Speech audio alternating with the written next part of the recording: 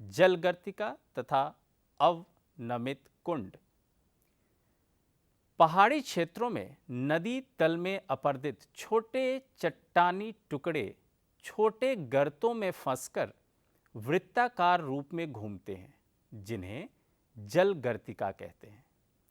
एक बार छोटे व उथले गर्तों के बन जाने पर कंकड़, पत्थर व गुलाश्म इन गर्तों में एकत्रित हो जाते हैं और प्रवाहित जल के साथ घूमते हैं और धीरे धीरे इन गर्तों का आकार बढ़ता जाता है।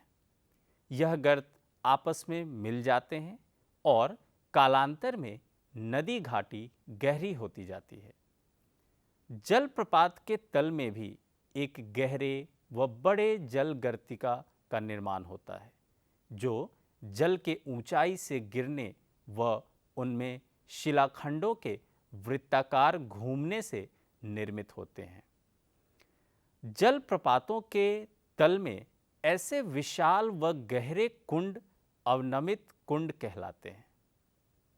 अधःकर्तित विसर्प या गभीरभूत विसर्प। तीव्र ढालों में तीव्रता से बहती हुई नदियां सामान्यतः नदी तल पर अपरदन करती हैं। तीव्र नदी ढालों में भी पार्श्व अपरदन अधिक नहीं होता, लेकिन मंद ढालों पर बहती हुई नदियां अधिक पार्श्व अपरदन करती हैं। क्षैतिज अपरदन अधिक होने के कारण मंद ढालों पर बहती हुई नदियां वक्रित होकर बहती हैं या नदी विसर्प बनाती है। नदी विसर्पों का बाढ़ मैदानों और डेल्टा मैदानों पर पाया जाना एक सामान्य बात है, क्योंकि यहाँ नदी का ढाल बहुत मंद होता है। कठोर चट्टानों में भी गहरे कटे हुए और विस्तृत विसर्प मिलते हैं। इन विसर्पों को अधःकर्तित विसर्प या गभीरभूत विसर्प कहा जाता है। नदी वेदिकाएं। नदी वेदिकाएं प्रारंभिक बाढ़ मैदानों या पुरानी नदी घाटियों के तलों के चिन्ह हैं।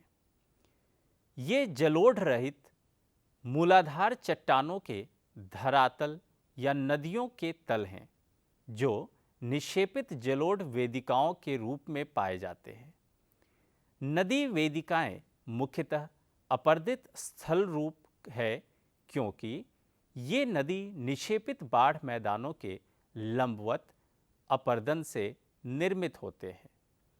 विभिन्न ऊंचाइयों पर कई वेदिकाएं हो सकती हैं, जो आरंभिक नदी जल स्तर को दर्शाते हैं। नदी वेदिकाएं नदी के दोनों तरफ समान ऊंचाई वाली हो सकती हैं और इनके इस स्वरूप को युग्म वेदिकाएं कहते हैं। अब हम निक्षेपित स्थल स्वरूप के बारे में जानेंगे। जलोढ़ पंख।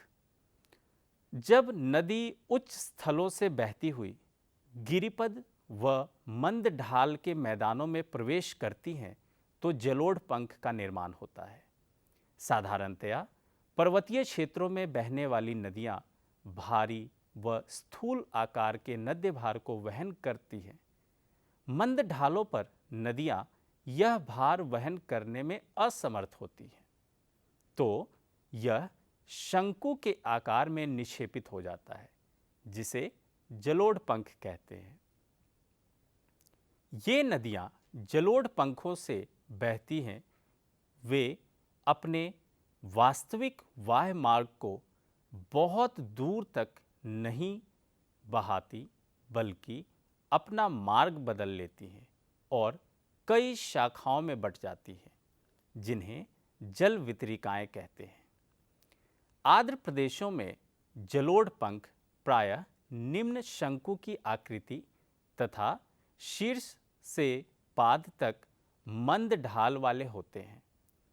शुष्क व अर्ध शुष्क जलवायु प्रदेशों में ये तीव्र ढाल वाले उच्च शंकु बनाते हैं।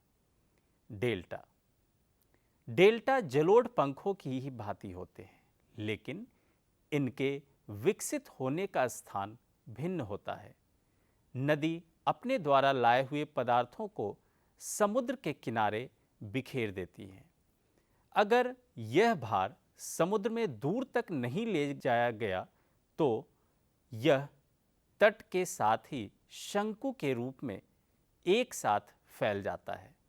जलोढ़ पंखों के विपरीत डेल्टा का निक्षेप व्यवस्थित होता है और इनका जलोढ़ स्तरित होता है, अर्थात मोटे पदार्थ तट के निकट व बारीक कण सागर में दूर तक जमा हो जाता है।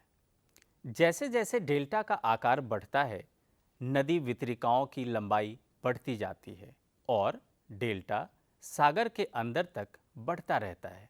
बाढ़ मैदान, प्राकृतिक तटबंध तथा विसर्पी रोधिका।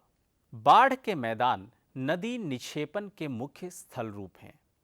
जब नदी तीव्र ढाल से मंद ढाल में प्रवेश करती है तो बड़े आकार के पदार्थ पहले ही निक्षेपित हो जाते हैं।